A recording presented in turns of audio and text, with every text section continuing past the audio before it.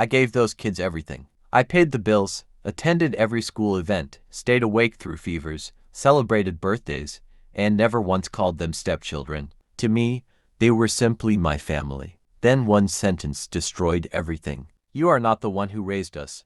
Stop pretending. The room fell silent. Their mother didn't defend me. She just looked at the floor. So I stopped pretending. I stopped showing up. I stopped paying for everything they took for granted. I stopped calling. I stopped sacrificing. Months later, they came looking for me, but their mother already knew exactly where I had gone, and why they would never find the same man again. My name is Adam. 8 years ago, I married Sarah, a woman with 2 young children, after their biological father disappeared from their lives. From the very beginning, I never tried replacing anyone. I simply became the person who was always there. I coached soccer games, fixed broken bicycles, stayed late helping with homework, worked overtime to afford family vacations, and quietly paid for everything they needed. Every Father's Day, I smiled even though no one remembered me. Every birthday, Christmas, and graduation, I stood behind the camera while everyone else stood in front. I told myself love wasn't about recognition.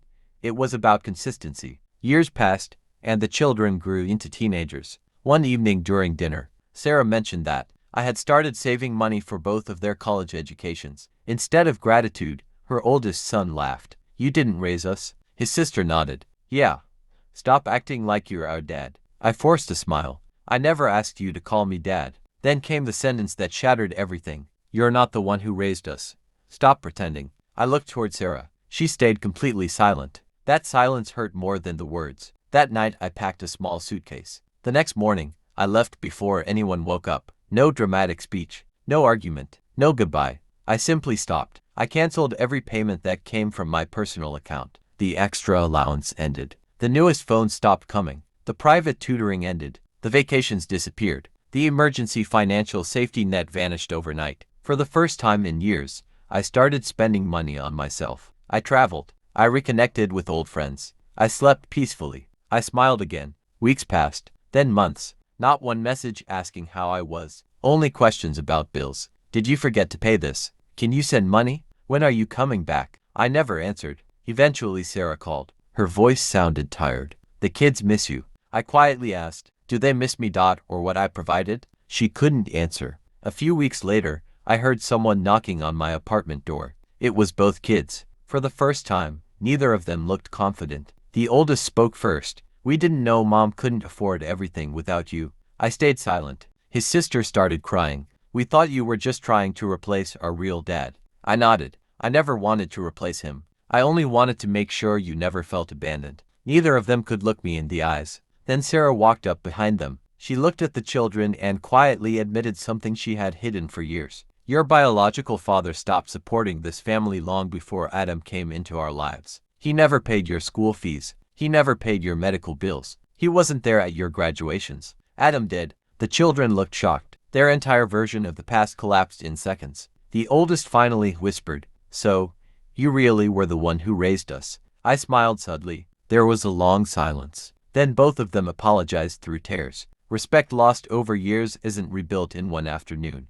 Trust broken by silence doesn't magically return. I forgave them. Forgiveness gave me peace. But forgiveness didn't erase the pain. Family isn't defined by blood. Never wait until someone walks away before realizing how much they carried for you. They hugged me tighter than they ever had before. As they drove away, I wasn't angry anymore. I wasn't seeking revenge. I wasn't waiting for another apology. I simply understood one lesson life had taught me. The people who quietly sacrifice the most are often appreciated the least, until they're gone. Because sometimes the greatest regret isn't losing someone. It's realizing too late that they were the person holding your entire world together. As they disappeared down the road, I stood there realizing that love without respect eventually becomes silent sacrifice. For years, I had convinced myself that giving more would somehow make them appreciate me.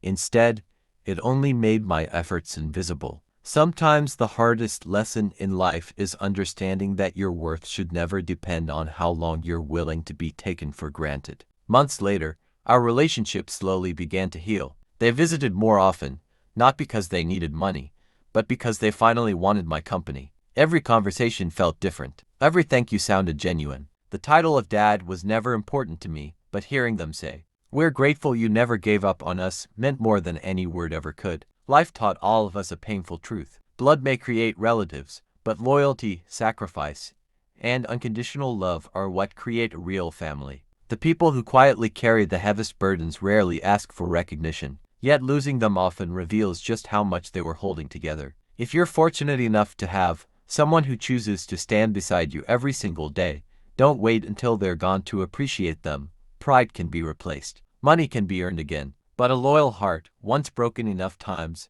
may never return the same. Sometimes the greatest apology isn't spoken with words, it's shown through changed actions before it's too late.